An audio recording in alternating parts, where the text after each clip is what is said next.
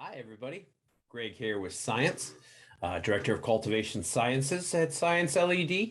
Got you guys here today to chat a little about optics. Our optics specifically, why they're important, and of course, why they matter. So with that, let's hop right in. I'm going to share my screen with you real quick.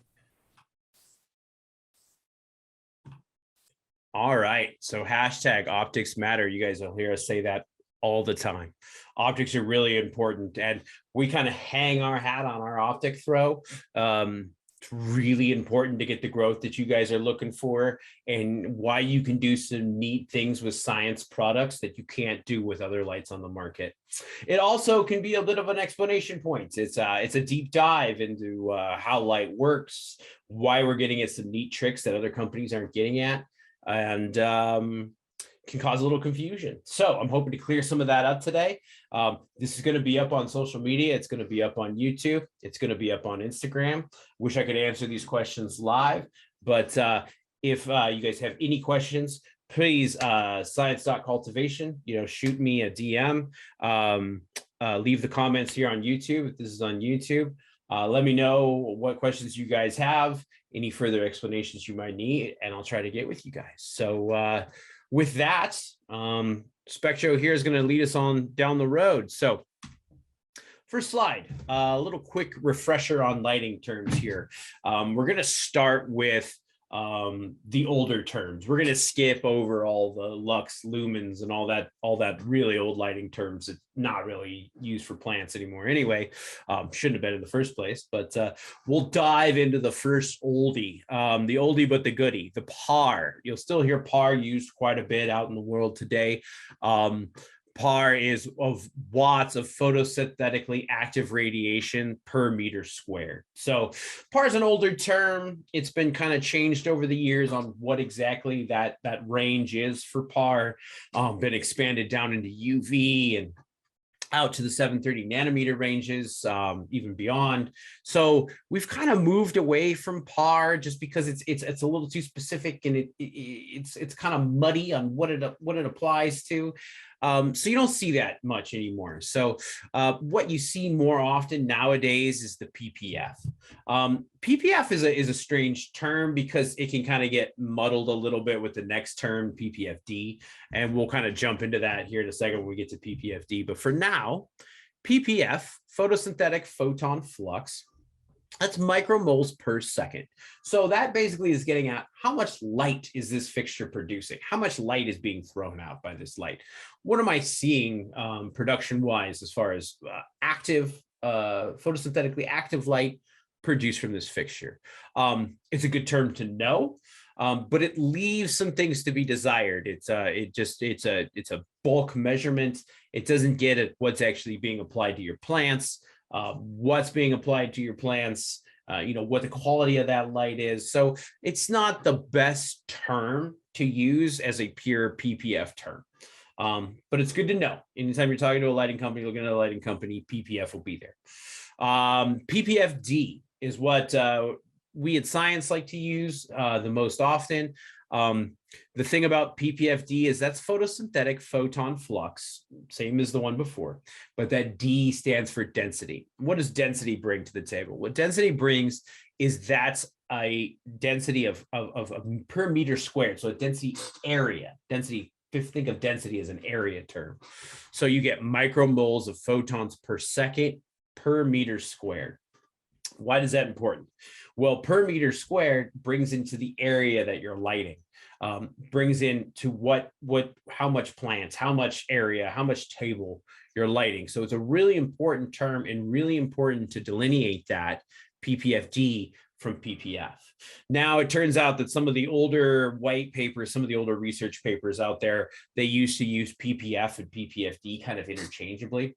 And the best way to tell which one of those you're looking at or reading when you're reading some of these older papers is it'll be expressed in that per meter squared. So if you have a unit with a meter squared behind it, then that's going to be PPFD. If you don't have that meter squared, then you're talking PPF. So the reason we like to talk PPFD is because you get the amount of photons, you get the time those photons are applied, and the area they're applied over. So all really important things to know when it comes to growing plants. Second term to kind of dig into here, we hear it quite a bit, is the inverse square law. So basic idea here is you have a source of energy. In this case, it'll be a lighting source. As you move further away from that lighting source or any energy source, that energy will become dispersed and it'll be less energetic. So the further away from that source you get, the less energy you're going to have. Pretty simple term. I think that we can all kind of understand how that works. The graph here on the left shows a single plane A being impacted by single points of energy. And that's how each one of these are measured. And you can kind of see as it broadens out over an area, as we increase those squares, you can see the less energetic as it moves further away. So that kind of brings us back around to PPF. PPF, that F is for flux. So that's an amount of time. So we know how much that light source is emitting in a second, in a minute. We understand that. The flux density, that FD, what that gets at is the amount per area per time. So that really brings those two concepts together. So when you're looking at the inverse square law, that applies to a single point. So that applies better to PPF than it does PPFD, because as the area changes, those points are going to change on where they're intersecting. To get at that, I've made a little graph here basically that shows this bottom line here is the plane that this power source is going to intercept. Okay, so that's where the energy is going to hit. That's the plane it's hitting it. Well, if that plane is 4 feet away from that source directly underneath it, you're going to have a number of energy that's hitting that. Anytime you increase the angle from straight up and down, away from straight up and down, you add distance to where it's going to hit the plane, because as you add an angle, that energy, the 4 feet, you're not going to intersect that plane anymore. So in order to get to that same plane that you want to intersect with the energy, that line has to get longer. So according to the inverse square law, there's going to be less energy impacting that plane because you're further away from the light source. So really standard, most of these lights make that Lambertian pattern, and that is extremely true. If you're directly underneath the light, more energy. As you move away from the light, less energy. What we've done here at Scynce to kind of pull at this, and this is a really good representation, it's one of my favorite graphs that we have, to kind of show what we're trying to do with our optics. You'll see in the background there that kind of dotted line. That's what was known as that Lambertian pattern. That's known as how the light's thrown out from a bare diode, no optic, or HID, HPS, CMH, any of that kind of stuff, light source. It's going to be thrown in a balloon out at equal amounts away from the light because it was produced at a single source. What we've done with our optics is we have our 120-degree conic optic and our linear 70-degree optic. Both of these are there are optics. The 120 has some really cool patents around it, some really cool tricks that it can do. So these are Scynce distribution curves. This is not true. There's a lot of other optics on the market, 120-degree optics, other optics. These curves only apply to the lenses on our lights. Not all optics are the same on all fixtures. So really important to keep that in mind when I'm talking about these throws. It's specifically Scynce optics. So you'll see there, the dotted line on the outside, Lambertian pattern, no optics. Right in front of that is our linear 70-degree optic. And you'll see that that kind of got a similar shape, kind of a bulb, kind of throw, but there's still a little bit more energy. It's a little more focused. You still have that flat line at the bottom where it's driving down in, but you have some kind of sharp edges to kind of increase that energy. On top of that, you have the conic 120-degree lens, and that has a distribution that we like to call our batwing distribution. That really takes that energy and really puts it out on an angle. So your biggest point of light isn't coming out directly beneath that optic. It's actually coming out at an angle next to the optic. So we're kind of working on this inverse square law on how to get that reduction of distance with an increased energy. So if it's applied less underneath and more at the angle, you're making these two even, because on that last slide, as we pointed out, distance away from the source matters. So here's a better look at that. I know that's kind of a weird concept to think of. Just kind of think about those last throws while we're talking about this. So on the screen here, you have a bare LED at 24 inches, and you have the Scynce linear 70-degree optic. The 70-degree optics are on the Dragon Alpha. Those are our high bay application light. So we didn't disperse that hotspot quite as much as we did with the 120s, because we know these lights are going to be hung high. So we need that drive of energy down into the canopy. We want to make sure that it's nice and evenly lit.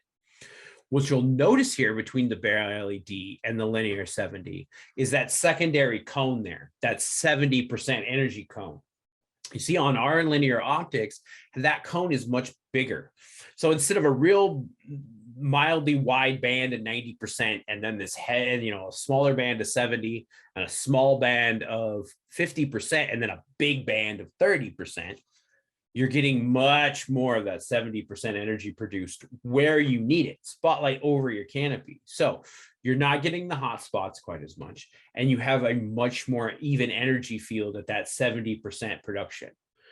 You can kind of see the Lambertian throw pattern, hot here in the center, weaker as it disperses out. A little different with the 70. There's still that red spot in the middle, but as it disperses, look how wide and even that energy is coming out from that optic. So real nice energy distribution, kind of pulling apart that inverse square law and trying to get at how to increase that energy on the angle. A lot of our patents are based off of increasing energy on the angle away from the source of light. So again, here with our 120-degree optic, and this optic is really, to me, the coolest one that we've designed.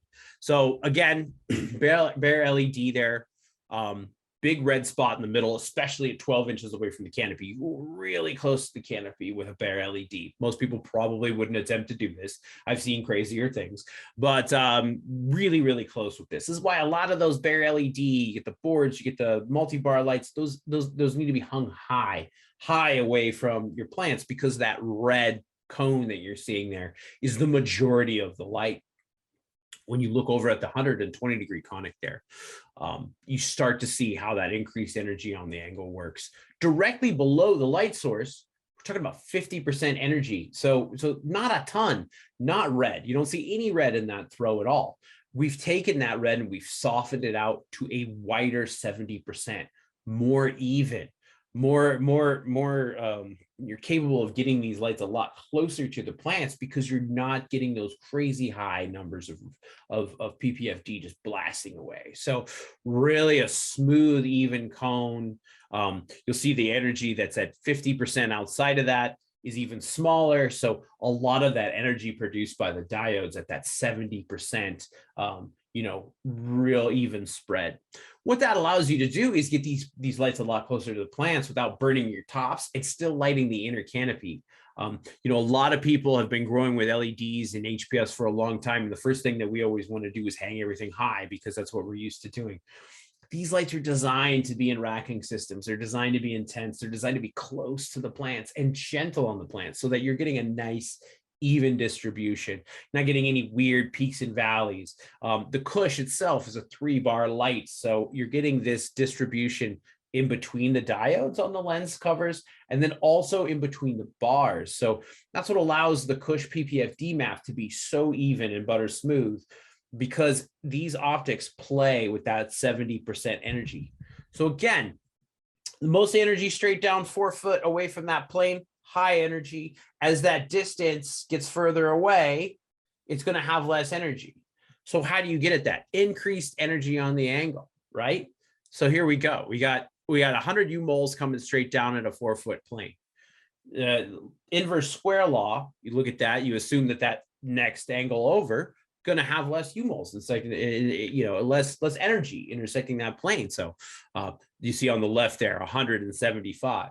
What we've done in order to kind of break down this rule is we've put more energy on that angular throw. So now you have 100 U moles coming out at the angle and 75 intersecting directly below. That's a much more even throw. And you're not getting that spotlight effect that's just nuking everything directly into the fixture. Really creates that energy field that's nice and even. To get at that even further, here's a couple of PPFD maps. The one on the left is the Raging Kush. The one on the right, competitor light, bare diode, you name it, pretty standard for the industry is when it comes to bar lights, you know, quantum boards, any of that kind of stuff. You'll see a similar throw even with HPS when it's up in the air. You don't see these as commonly for those, but anyway, you'll see the difference here. It's pretty stark right away. When you're in the middle of this bare diode layout, you have, you know, 1100 PPFD right in the center there. By the time you get out to the edge of that light, you're at 257. Okay. So if we go back to what we were looking at here, that's that distribution curve. You get that throw, or it's just going to lessen. The further away you get from directly under that light source, the less light's impacting the plane. Okay. When you look at the Scynce 120-degree optic layout, you can see that 70% kind of look that we were looking at here comes into play. Across this, if you go across the single line, if you do the middle point intercept here at 1056, which is 1100 here, okay? So if I was advertising for this company, I'd say, hey, 1100 PPFD, that's amazing, right? Well, we're at 1050 here, but we're also at 1150 here. We're at 1150 here. So all this energy is getting spread out at the angle and spread to the edges of your table, getting spread to the edges of your plant, just not right underneath the light source. So what that really brings to the table is if you go across and just look at one cross section here, you just follow a line from center 1057 out to 1041. The average on that line is 1040. If you do the exact same thing on any of these bare diode layouts and you go from 1100 out to 257, your average is 705. We need to be worried about how much of this energy is covering how much area. It doesn't matter to me that the middle of this light can hit, say, 1500 PPFD. If the outside of the light is only hitting 200 or 100, that's a huge drop. You're missing so much of your plant. If this is a 4x4 area here, this one doesn't have a metric on what size it's covering, but if this is a 4x4 area here and your plant is 4x4, the outside of your plant is seeing as much PPFD as the center. This is not the case here. You're losing so much power by the time you get to the outside of these. You get leaves on the outside that are barely getting any PPFD at all. Why the center, where we all know, I mean, we can do training, there's super cropping, there's topping, all that kind of fun stuff. But the center of the plant is already going to be the tallest, already going to be the closest to the light source. So why do I need to light that at a higher rate than I need to light the outside of my plants? It doesn't really make any sense when you think about it. You know, it makes more sense to kind of dissipate what's right underneath that energy source and increase what's outside of that direct footprint of that energy source. So this average, the way that we get these numbers so butter smooth is that conical 120-degree where you have more energy being applied on the angle than directly underneath the diode. Here's another look at it. So bare LED, no optics, Lambertian, you see that white area underneath, that's where all the energy is being produced. Outside of that range, less. Normally you'd set up a lights or diodes on a board in an array about like this, where they're going to be next to each other and they're going to be kind of doing what they can with cross lighting and getting those energy levels back up when these parts of the globe cross. Still not the best, most efficient way to light things. The 120, we're back to our batwing pattern that we talked about earlier. Nice and spread. All that energy is kind of coming out to the sides. 70-degree linear lens. It's on the Dragon Alphas, not on the Kushes and the Kales. A little bit more angular, a little bit more straight down. Again, that light's meant to be hung high. So we want some of that straight down heavy energy because we're going to be driving farther away from the light source. So it makes sense to kind of go back to that method instead of keeping things nice and close. When you bring these lights together and these diodes together and these lenses together, what you start to produce is this cross beaming, not cross lighting, cross beaming. And that's really important. As these beams of light cross with this energy increased on the angle, it makes this area underneath super smooth and super even. Same thing here at a little less of a drastic than the 120 on the 70s, where you can see there's some crossing, but it's not quite as smooth. But what happens once these things hit below this plane? Even smooth. It's all about the distance from the fixture. And that's, again, pulling at how these optics work. So let's finally look at some some lights over plants, because it's what we all want to see, and as always is. Here are our friends in Las Vegas at Medicine. Also, parent company Planet 13. Medicine is their brand. They're completely outfitted with Dragon Alphas at one of their facilities. So they were doing an install on the Dragon Alphas, and they sent this over to me. And you can see the throw on that back wall. It's one of the clearest representations I've seen of this chart. You can see here's the 70-degree lenses. It's exactly what it looks like on this wall. You see right where all that cross beaming is happening up here in this area. And then once you're below, even lighting. And these I mean, you're still with 28 inches, 30 inches here. So that's still way closer than you could get any kind of, single source light, HPS, CMH, single large board, LEDs. So that's really a great look at how that works there. And they've been growing with these lights for a while. They're loving them, obviously. But this is a really cool representation of how that works. So that brings us to the next point. So we're talking increased energy on the angle. We're talking how these lenses work. But what we're also seeing when we create this angled light is we're producing secondarily, it's a diffused light. Because as these things cross and you're producing light at different angles and things are bouncing off plants and they're hitting walls and they're coming back into your plants, and you're passing through that plastic, or through that lens, and plastic is used loosely, it diffuses it. It pushes these photons out in a more mixed pattern than a direct pattern. You'll see here, direct sun, very direct, straight down light, Lambertian pattern. That's where it all comes from, right? The sun is what we're always trying to get back to. Diffuse lights are really common because greenhouse roofing materials do that naturally. Glass does that naturally. Plastics do that naturally. So you get diffused lights inside a greenhouse. There's no greenhouse on the planet that doesn't grow with diffused light.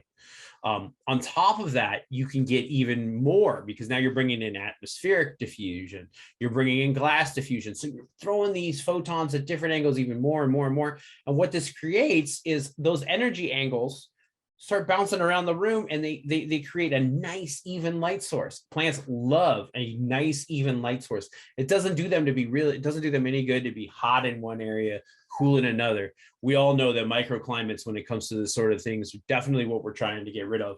So there's also microclimate for lighting. There might be one area in your canopy that's dark. There might be one area that's light. Diffuse light gets at that by creating these bounced and crazy angles and bringing those micro environments of lighting way more even and way more energetic efficiently across the entire area of your plant, not at one single spot. So another great little example here. Here's a diode, direct illumination. You see that there's just a circle right here that's getting lit up, lighter around the outside of that. With the diffusing material applied, you see how even and nice and even that coverage gets. So really trying to get this diffused lighting, and you see again the angles coming out of this diffusing material. And when you've already increased the angle, the energy on this angle coming out of the light, it can shoot this energy further and it can bounce around, and it'll make this even more efficient. So when you walk into a greenhouse, if anybody's ever been in a greenhouse before, it's really common to see bars, strutting, things to hold lights, things to hang equipment from. But when you're standing underneath those bars, you're standing underneath the fans, you're not seeing shadows over the plants. You're not seeing lines from all these bars coming in. That's because of the diffuse light. Because as the diffuse light moves around the greenhouse and bounces around and ricochets inside this glass or plastic area, it gets inside the canopy. You can't stick your hand out and see a shadow because the light source isn't at a single point. It's coming from everywhere. So it's affecting the plants differently than a straight top-down application of lighting. So when it doesn't cause shadowing, you get the leaves that would normally hang over a lower leaf or a bud site or something along these lines, or a fruit. That leaf isn't blocking as much light because you're coming in at all these different angles, and you can dive into the canopy a little bit better. So it's a more even source of light for these plants. So energetically, they're more even, which is healthier for the plants to really emphasize overall growth of a single plant. So, I could talk to you all day about diffuse lights, here's a great couple of examples of what we've seen out of white papers over the years. This, our friend Bruce Bugbee has kind of weighed in on diffuse light here. You know, you can read through this. I'll read it a little bit to you. Given amount of PPFD light that is diffuse may be better distributed within the canopy than a direct light. So a light source that are high in diffuse components should be advantageous to plant growth. Additionally, more leaves would operate below light saturation, thus canopy photosynthesis is more efficient. And that's really what we want to pull at here with this diffuse light and these lenses, is we don't necessarily need to get you more light. We need to make your photosynthesis more efficient, more even. How do we get that same amount of growth with less light? That's what we want to look at. I mean, we all want to get our growers as efficient as humanly possible. When that's you know, photosynthetically, heat wise, cooling wise, anything. It's all about getting efficiency out of these LEDs. So if you can create more efficient photosynthesis, all the better. When the diffuse light component above the canopy is high throughout the entire crop life cycle, as in controlled environments, dry matter production, pull where you will with that, leaves, stems, or dried bud, finished material, can exceed what's attainable in an open field. Now, this is a quote directly pulled from this paper, on the controlled environments paper that they did. But yeah, you'll often hear people talk about, well, cannabis outside or whatever. Cannabis, we'll say cannabis at this one because it's a really high light plant. We've seen that over and over again. Cannabis can take a lot of light. So cannabis in the field, you know, it's getting 2,000, PPFD a day. You know, we've seen studies that Bruce has put out where, I mean, it's running at 1,800 PPFD. Those are numbers that are attainable in the field, but it's not diffuse. It's that straight down, you get a little diffusion from atmospheric, and some of this can be pulled at by why we love, some swear by the sun grown.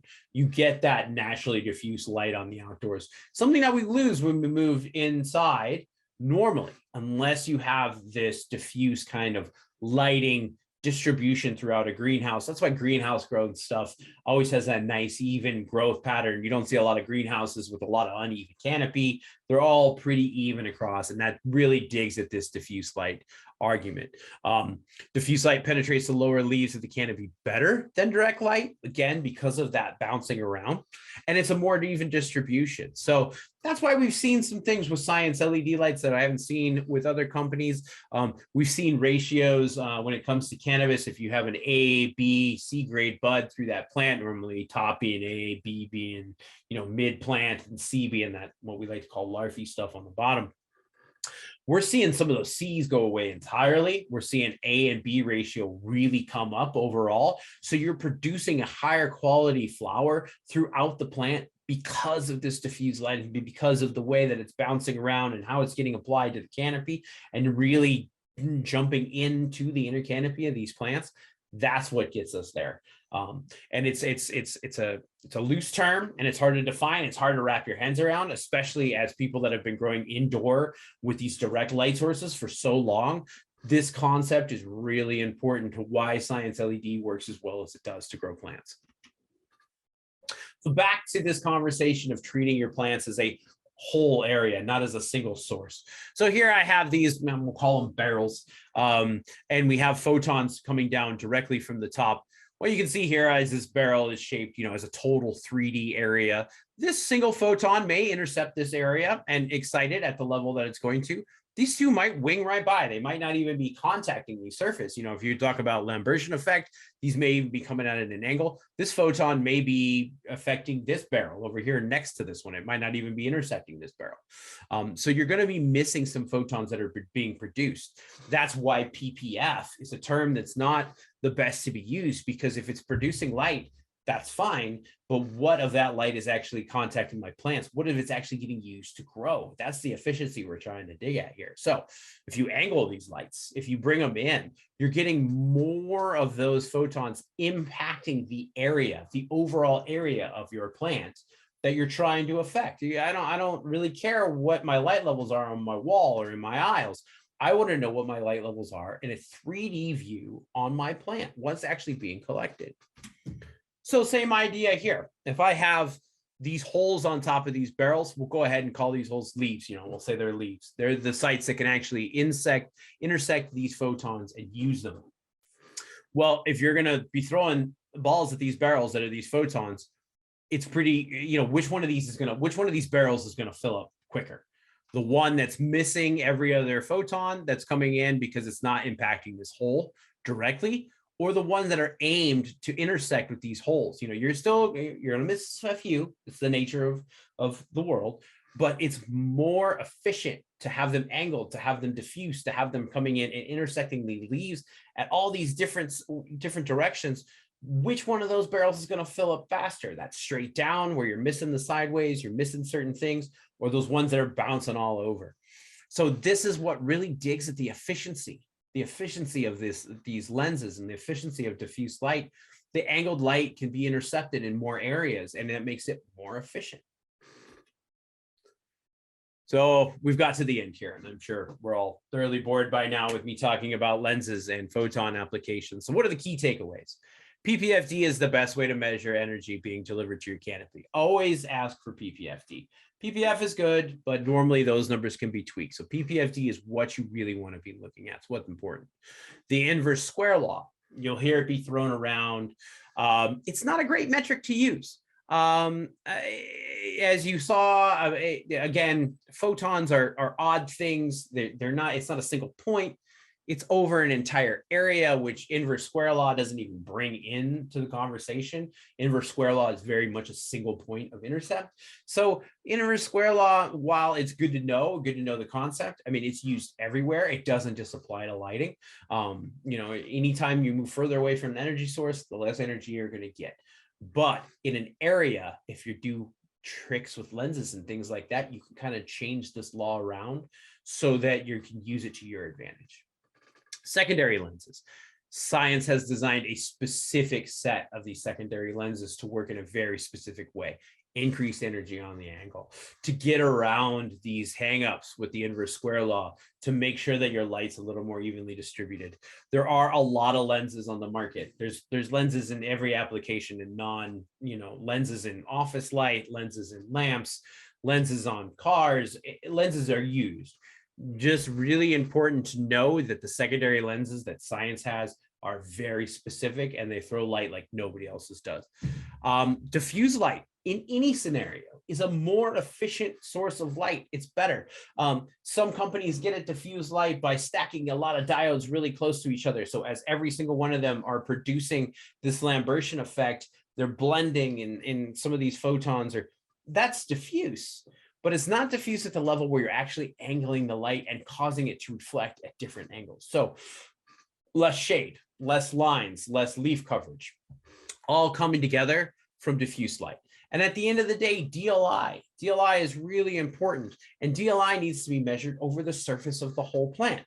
If one area of the plant, again, is getting 1300 ppfd, and this area of the plant is getting 500, the DLI of this overall plant is going to be lower than you think it is if you are only assuming it's getting 1300 ppfd. So if you assume a single spot or a single bright area, you're not going to get the coverage, and your DLI measurements are going to get thrown off and everything else. And DLI, I know I didn't really touch on this in this talk, but it's daily light integral. Really encourage you to check it out on our website. We have a great little map on how it works. You do some calculations, things like that. And I hope to be back with you guys here shortly, and we can do a whole one of these on DLI and really break down those terms and really talk about what it means and what it really applies to over the area. It's all about that area, all about that application area. And we're back to spectrum. So as always, grow deep, grow well. I love sharing this stuff with you guys. I love chatting about our technology. There's some really special stuff that we're trying to pull at Scynce that I really think is going to bring plant health, craft cannabis, quality tomatoes for that matter, really to the forefront on what's important for growers, considering these terms that we've been using for years more deeply, and introducing some new ones. So hopefully I've gotten your interest piqued. Go out there, pull at these things on their own. There's nothing I've said here that you can't go research yourself, dig in deeper, pull apart, really get the minutia out of this, and really, you know, really get these concepts, really dive into them, get them really understood, because they're important, and they're left out a lot of the time in these lighting discussions. So with that, I wish everybody the best out there, happy growing, and I hope to see you all again soon.